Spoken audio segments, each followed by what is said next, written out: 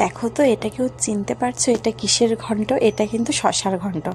তো দেখো শশাগুলোকে কুচি কুচি করে কেটে নিয়েছি, এনে কড়াইয়ে বসিয়ে দিয়েছি। কড়াইয়ে দিয়ে দিব সরিষার তেল, তাতে ফোড়ন দিয়ে দিয়েছি কালো জিরে আর মুগ ডাল।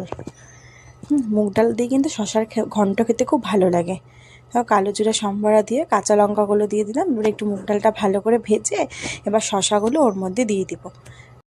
তার মধ্যে দিয়ে দেবো পরিমাণ মতো লবণ আর অল্প একটু হলুদ দেব।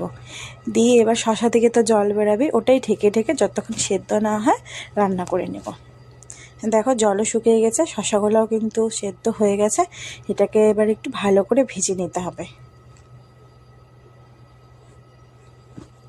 তারপরে নামানোর আগে একটু চিনি ছিটিয়ে দিব, কারণ দেখবে ঘন্টতে একটু মিষ্টি না দিলে কিন্তু ভালো লাগে না। এটা খেতে কিন্তু দারুণ লাগে, গরম ভাত বলো বা রুটি বলো, খেতে অসাধারণ লাগে।